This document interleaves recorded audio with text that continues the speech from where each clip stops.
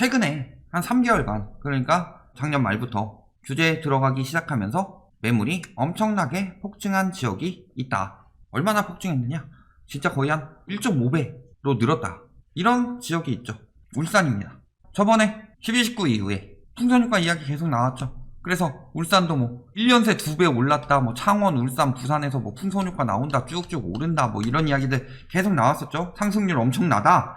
울산 이야기하면은 울산에서 업자가 와가지고 뭐 라이트하우스 깐다, 부산 가면은 부산 업자들이 와가지고 또 난리치고 있다, 양주 오른다고 하면은 또 양주, 이름부터가 양주 부동산인 사람들이 와가지고 경제 상황 하나도 안 보고 이 동네는 이런 호재가 있으니까 무조건 오를 거다, 이런 개소리 하고 있죠. 그런데 그런 상황이 아니다. 지금 전국적으로 거품이 끼고 있는 상황이고 경제 위기가 온 상황인데 계속 오른다는 게 말이 되느냐.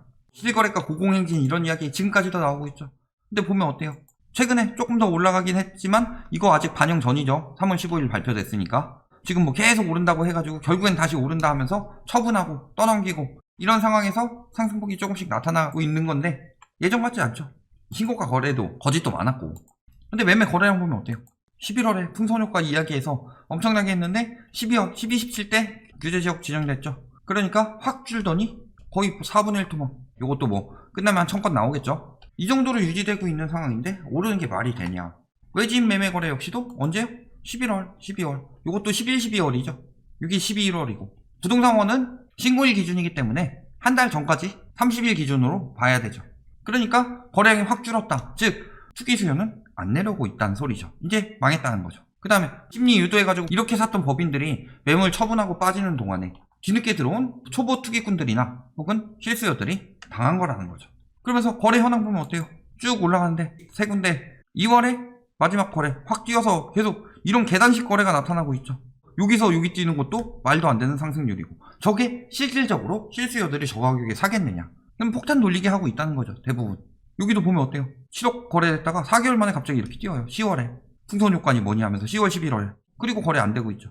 여기도 12, 17 이후에 거래가 안 되고 있다. 다른 데 보더라도 거래량이 늘어나면서 올라간 게 아니라 계단식으로 이렇게 뛰고 있죠. 그러다가 어때요? 최근에 규제 당하고 하니까 규제 전이죠? 요거는 또 뭐 이상 거래라고 지들이 이야기할 테니까 이런 건 반영도 안 하죠. 제대로 된 가격에 거래된 건 다 담합해서 띄워놓고 지들끼리 폭탄 돌리게 하고 있구만. 그러더니 규제 발표되고 나서 조금씩 떨어지고 있는 상황이죠. 여기는 조금 올랐네요. 거의 뭐 비슷하게. 층수가 다르죠, 근데. 그리고 여기도 규제 발표 전부터 떨어졌고 거래가 아예 안 되는데 호가만 높여서 뭐예요. 그리고 이번에 공시가격 18.68%. 서울 못지않게 올랐죠. 전국 평균보다는 조금 낮은데 지역별로 보면은 몇 등이에요? 세종이 1등이고 그 다음에 경기 2등, 대전 3등, 그 다음에 서울, 부산, 그 다음이 울산이죠. 요런 지역들보다 많이 오른 거다. 그리고 30에서 60%. 아파트에 따라서 이렇게 급격히 오른 아파트들이 속출하고 있다는 거죠. 이런 아파트들, 아까 공시가격 쭉쭉 오른 아파트들이었죠. 롯데캐슬 킹덤, 분수로 아이파크, 동원 로얄주크 2차. 이런 데들이 어떻게 됐어요? 61%, 60.4%, 41.8% 쭉쭉 올랐다는 거죠. 특히 롯데캐슬 킹덤, 요거는 굉장히 위험해졌죠. 왜? 6억 이하에서 9억 이상으로 뛰었다. 작년 같았으면은 지금 공시가 6억 이하는 세율을 낮춰줬죠. 그걸 받을 수 있었던 상황이었는데 종부세까지 내야 되는 지경으로 했다는 거죠. 여기는 그렇다 치더라도 여기 지금 6억 이상은 재산세 깎아주는 거 없죠. 엄청 늘어났을 것이다. 근데 재산세가 문제가 아니죠. 문제는 이런 거 하나만 끼고 있다 하더라도 한 채만 더 있어도 종부세 장난 아닐 거죠. 외지인 투기 수요들 많이 샀다고 그랬죠. 종부세 어떻게 나오겠어요. 여러 채 가지고 있는 다주택자라면. 규제 지역이기 때문에 2주택만 해도 걸리는데. 그러면서 맨날 이렇게 오른다 이 말만 그렇게 하면서 뭐 했어요? 11, 19 이후 풍선 효과로 오른다, 이 말이 맞으려면은 매물이 줄었어야 되죠. 아, 너 우리 건데 왜 자꾸 팔아요? 근데 그때부터 매물은 진짜 급격히 늘어나고 있었죠. 어느 정도까지? 허위 매물 신고 전보다도 늘어났다. 지금 이게 허위 매물 신고 때문에 쭉 줄었죠. 집값이 오른다는데 왜 이렇게 매물이 급증해요? 집값 오른다는 그 프레임 만들어 놓고서 지금 다 팔고 빠져나가려고 안달이 나 있었다. 그게 지금 이제 공시가격 올라가면서부터 더 정확히 드러나고 있는 거고. 그러니까 지금 마지막에 더 오른다고 해가지고 비싸게 산 사람들 다 낚인 거라는 거죠. 어때요? 지금 매물 보면은 3개월간 57% 급증해가지고 요거 기사 찾아가가지고 확인해 봤더니 3개월간 69%, 70% 가까이 증가했어요.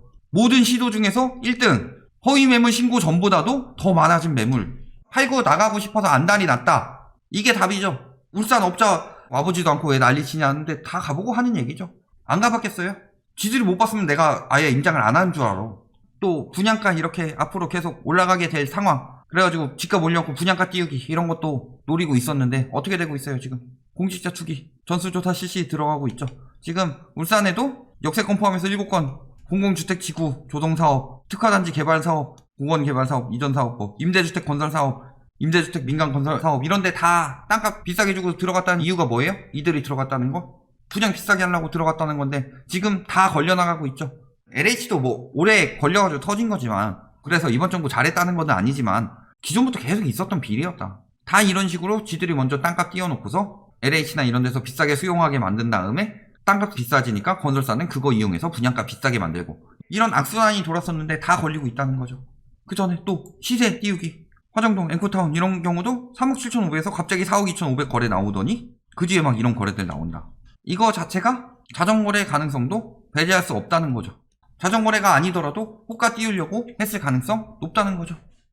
허위거래로 시세 띄우기 여기저기서 일어나고 있었죠. 특히 울산 같은 경우는 버스 타고 우르르 가가지고 우르르 사놓고서 우르르 호가 띄우고 우리 아파트의 가치는 이게 아닙니다 해가지고 실거주들까지 혹하게 만들어서 그런 식으로 많이 했었죠. 결국 남는 건 뭐예요? 투기꾼들 때문에 멀쩡히 잘 살고 있는 실거주들까지도 높아진 재산세 혹은 종부세까지 내야 하는 상황이 생겨버렸다. 거기다가 분양가 막 띄우고 비규제 지역 분양단지 관심하면서 뭐 이런 거에 막 홍보 내용 해놓고서 뭐 LTV 많이 나온다, 그 다음에 뭐 세율 떨어지고 6억 이상 자금 조달 계획 해가지고 뭐 세대당 2건도 대출 보증 가능하고 뭐 이런 거 해가지고 비규제 지역이다, 이런 혜택이 많다, 이런 식으로 했었죠. 그러면서 분양가 띄우기가 목적이었었죠. 청약 대출 덜한 비규제 지역 분양단지 이런 식으로 계속 띄우고 있는 거죠. 그러면서 이 분양 비싸게 처분하려고 하고 있다. 그런데 지금 시장이 어때요? 매물이 어마어마하다. 그러면서 미분양 단지들 뭐 이런 데들도 다 사고 막 그랬었는데, 여기서 작년에는 나오지 않던 분양이 올해 또 나오고 있죠. 분양되면 어떻게 되겠어요? 작년에 울산에서 띄울 수 있었던 이유 뭐 때문이었어요? 공급 부족이다, 분양 없으니까. 요거밖에 더 있었어요? 그 다음에 나중에 비규제 지역이다 해가지고 사람들 모아놓고 낚은 거밖에 더 되냐고요. 왜? 울산은 그 전에 하향하고 있던 도시였죠. 기존에 조선사업이나 이런 것들 무너져 가면서 하향하고 있던 도시였다. 만만치 않아요 지금. 울산 수출 2자릿수 감소, 석유 제품 수출의 수출입 동향 어때요? 1월도 엄청나게 감소되고 있죠. 품목별로 뭐 석유 제품 이런 것들 60.7% 감소했어요 지금. 울산의 핵심 산업 뭐 있었죠? 울산의 핵심 산업 3개, 선박, 자동차, 그 다음에 정유. 어때요? 지금 다 작살나고 있죠. 자동차는 이제 좀 잘 나가네요. 근데 자동차 부품은 아작나고 있죠. 선박, 석유 제품 20개월 연속 감소래요. 자, 저렇게 핵심 산업들이 잘 안 되고 있으면 무슨 일이 벌어지냐? 공장 가동률이 떨어지죠. 대기업이 있어요. 그렇다면 그 근처에 중소기업들이 많이 붙어 있죠. 예를 들어 선박을 만들려면 선박만 있으면 돼요. 뭐 철강도 해야 되고 영향받는 중소기업들이 많이 있죠. 근데 얘가 매출이 줄면은 얘네한테 사는 것도 줄어드니까 다 매출 줄어드는 거죠. 그러니까 공장 가동률이 어떻게 되는 거예요? 큰 폭으로 하락할 수밖에 없다. 가동률이 그래도 90%, 89.5% 이 정도 나왔는데 3%씩 떨어졌죠. 그만큼 문 닫고 있다는 거죠.